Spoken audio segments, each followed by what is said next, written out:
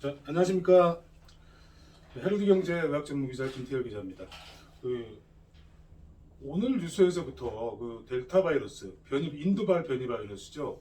굉장히 지금 심각한 상황으로 흘러가고 있는 것 같은데, 오늘은 각종 방송이나 언론에서 아주 유명하신 분이시죠. KMI 한국연구소 감염내과 전문의이신 신상혁 KMI 학술위원장님을 모시고 델타 바이러스에 대해서 한번 알아보도록 하겠습니다. 안녕하십니까? 네, 안녕하세요. 예. 오늘 보니까 각종 뉴스 아주 그냥 도배를 했던데 인도발 델타 바이러스 이게 어떤 바이러스입니까? 이제 코로나19 같은 경우는 이제 RNA 바이러스다 보니까 이제 그 변이가 굉장히 쉽게 일어납니다. 그래서 1년 이상 이제 전 세계 대유행을 하면서 지금까지 이제 굉장히 여러 가지 이제 변이, 10가지 이상의 변이들이 알려져 있는데 그 중에서 이제 그 WHO가 이제 주된 주요 변이 4가지를 알파, 델타, 감마, 델타 이렇게 해서 이제 4가지로 이제 이름을 붙인 상황이고요. 그래서 이제 지금 이제 알파 변이가 이제 영국, 그다음에 이제 베타가 이제 남아공, 그다음에 감마가 이제 브라질, 그다음에 이제 델타가 이제 인도 변이가 되는데 지금 이제 문제가 되고 있는 거는 이제 대부분의 나라들에서 그 알파 변이인 영국 변이, 그러니까 알파 변이가 이제 우세종으로 이제 유행하고 있는 지역들이 굉장히 많습니다. 근데 이제 최근 들어서 이제 인도 변이, 델타 변이가 이제 이제 몇몇 나라들에서 특히 지금 영국이나 아니면 선진국 영국이나 이제 영국이나 이제 북미 쪽을 중심으로 이제 델타 변이들을 유행하는 경우들이 지금 많이 있거든요. 근데 이제 변이가 이제 바이러스가 변이가 생기게 되면 일반적으로는 이제 전파력이 강해집니다. 예. 그래서 지금 우리나라에서 유행하고 있는 그냥 이전 변이, 그러니까 GR 변이에 비해서 영국의 알파 변이가 이제 전파력이 한 50% 내외 정도 이제 강력하다고 이제 알려져 있고요. 근데 문제는 지금 이제 몇몇 지역에서 이제 또 문제가 되고 있는 이 인도발 델타 변이가 영국 변이보다 많게는 40에서 60% 이상 전파력이 강하다. 이런 보고들이 이제 나오고 있거든요. 그래서 이제 최근에 이제 이런 델타 변이가 이제 가장 문제가 되는 거는 이제 사실 어찌 보면 이제 영국이라고 볼 수 있는데요. 영국 같은 경우는 애초에 영국 발변이 이름에서도 알려져 있듯이 이제 알파 변이가 이제 주된 우세종으로 자리 잡고 그 상황에서 아스트라제네카 백신과 이제 화이자 백신을 이제 주로 접종을 해가지고 사실 영국 전체 인구가 한 6,600만 이 정도쯤 되는데 네. 이미 한 80%가 접종을 1차 접종을 마쳤습니다. 82%라고 지금 보도에 나오고 있죠. 80% 정도가 마쳤고 80% 이상이 마쳤고 그리고 이제 접종을 완료한 사람이 이제 한 60% 정도. 그러니까 굉장히 많은 우리가 지금 목표로 하는 게 70% 정도니까 상당히 많은 이제 사람들이 접종을 했는데 실제로 이제 영국이 하루에 이제 일일 확진자 수가 10,000명이 넘다가 접종 이후에 이제 2,000명 아래대로 이제 잘 유지가 됐었거든요. 근데 한 2, 3주 전부터 이제 인도발 델타 변이가 이제 유행을 하면서 지금 최근 일주일 들어 거의 매일같이 또 예전 유행과 비슷하게 10,000명 이상의 이제 확진자가 나타나고 있습니다. 근데 좀 분석을 해봤더니 지금 신규로 확진되는 사람들의 거의 대부분은 접종을 안 한 사람들이고 그리고 신규 확진자의 95%가 인도발 델타 변이더라는 거죠. 근데 돌파 감염은 그래서 돌파 감염 같은 경우는 사실은 이제 연구를 좀 해봤는데 지금 나타나는 바로는 2차까지 마친 사람 중에서 확진자는 거의 없는 걸로 나타나고 있고 1차만 맞춰도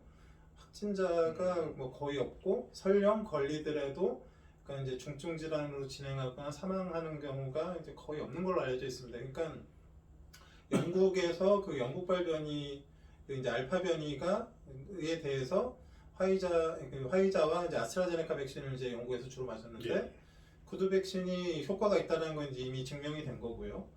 근데 이제 인도발 델타 변이가 유행하면서 확진자가 급격하게 늘고 있는데 그 확진자들은 접종한 인구가 아니라 접종하지 않은 20%, 1,320만 명 그 정도쯤 안에서 이제 계속 발생을 하고 있는 거죠.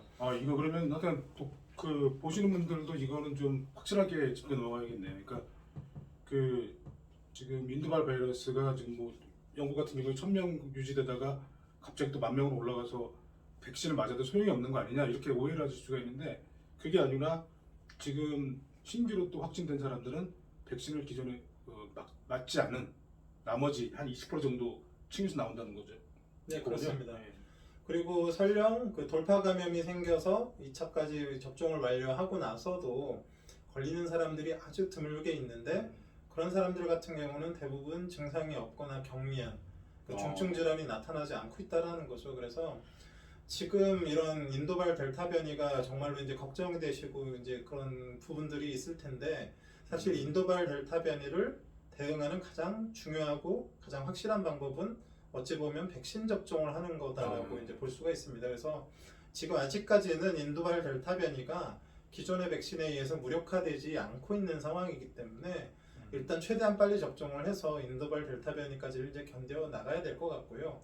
근데 앞으로 또 변이가 생긴다 그러면 지금 우리가 기존에 맞고 있던 백신이 잘 안 들을 수도 있습니다. 실제로 그때는 추가 접종을 이제 해야 되는데 추가 접종 역시 앞에 접종을 하신 분들한테서 이제 큰 효과를 거둘 수가 있기 때문에 지금 상황에서 지금 국민들이 가장 하셔야 될 그런 부분들은 순서가 됐을 때 최대한 빨리 백신 접종을 진행해 주시는 것이 이제 좋을 것 같고요.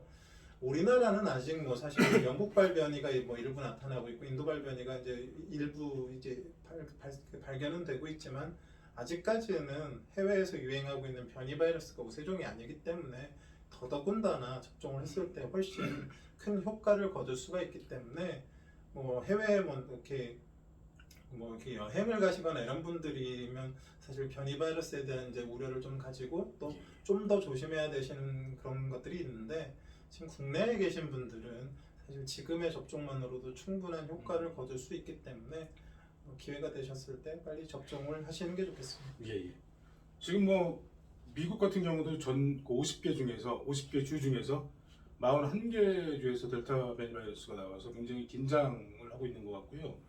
또 뭐 전 CDC 국장이 나와서 언론에 나와서 그 전 국민의 지금 뭐 미국 같은 경우는 한 60% 정도 되는 것 같은데 전 국민의 75% 이상이 맞지 않으면 델타 바이러스가 뭐 급격하게 재확산될 수 있다 이런 경고도 하고 있습니다.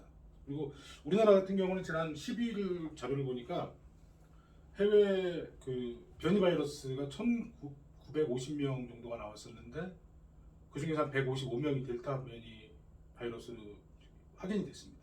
그래서 뭐 어떤 보도를 보면은 인도에서 그 한 연구에 의하면 지금 델타 변이 바이러스가 기존의 백신을 맞아도 그 항체 생성을 무력화시킬 수 있다. 뭐 이런 연구 결과가 나와가지고 상당히 많이 불안해하고 있는 것 같습니다. 아무튼 그 교수님 말씀대로라면 빨리 지금 그 백신을 접종하는 게 지금 최선의 방법이라는 말씀이시죠? 그 인도발 변이가 백신을 무력화할 수 있다는 거는 뭐 일부 한 학자의 주장이었고요. 그 연구 결과가 아니고, 근데 뭐 그 역시도 뭐 대부분 거기에 대해서 이제 동조하지 않는 그런 상황이고요. 실제적으로는 뭐 어떤 사람의 주장, 뭐 연구 이런 것들 지금까지 나타난 연구는 기존의 백신을 접종했을 때의 영국발 변이에 대해서 충분히 효과가 있고 설령 돌파 감염으로 걸리더라도 중증화되거나 사망하는 경우는 거의 없다가 이제 맞는 그런 지금까지의 그 연구 결과고요. 예. 미국 같은 경우는 지금 한 10% 정도가 이제 델타 변이가 나타나고 있는데 미국 역시도 예. 비접종자에게서 대부분 확진자가 나타나고 있지 접종자에게서는 거의 확진자가 나오고 있지 않기 때문에 아직까지는 지금까지 나타나 있는 알파, 베타, 감마, 델타 이 네 가지 변이에 대해서는 어느 정도 지금의 백신이 충분히 효과적이다라고 아직까지 볼 수 있습니다. 알겠습니다. 지금 백신 접종이 순조롭게 지금 우리나라도 1,500만 명 이상 이루어지고 있는데 저 같은 경우에 지금 얀센 백신을 맞았지만 그 뭐 아스트라제네카나 화이자나 얀센이 이제 좀 그 항체 형성률 차이가 있지 않습니까? 일반 국민들은 이제 좀 항체 형성률이 높은 거를 좀 맞아야 되는 거 아니냐, 좀 낮은 거 맞으면은 돌파 감염 되는 거 아니냐 이런 우려가 좀 있는데 뭐 그런 거에 대해서는 어떻게 일반 국민 입장에서 그래서 이제 백신 접종을 하고 나서 이제 항체 형성률 자체가 뭐 중요한 건 맞습니다. 어느 정도 선에서는. 근데 그 항체라는 거는 그 우리 몸의 면역 세포 중에서 그 T 세포 아니 항체라는 거는 그 우리 몸의 면역 세포 중에서 이제 B 세포라는 그 체액성 면역을 나타내는 거거든요. 예. 그런데 이제 백신 접종을 하고 나서 우리 몸 안에 이제 두 가지 형태의 면역이 생깁니다. 하나는 그 항체라고 불리는 그걸 만드는 이제 체액성 면역, B 세포에 의한 면역이고, 또 하나가 이제 세포성 면역이라는 게 있습니다. 그거는 T 세포에 의해서 생기는 그런 면역인데, 그 T 세포 같은 경우는, 그러니까 항체 같은 경우는 들어왔을 때 바이러스의 스파이크 단백질에 이제 그 결합을 해서 우리 몸의 세포 안으로 들어오는 걸 막아줘서 어찌 보면 우리 몸에 감염을 막는 거라 그러면, 그 세포성 면역은 뭐냐면 접종하는 사람들 같은 경우는 그런 바이러스가 들어왔을 때 우리 몸의 면역 세포들이 달려들어서 바이러스를 잡아버립니다. 그 바이러스를 이제 사멸시켜 버린다는 거죠.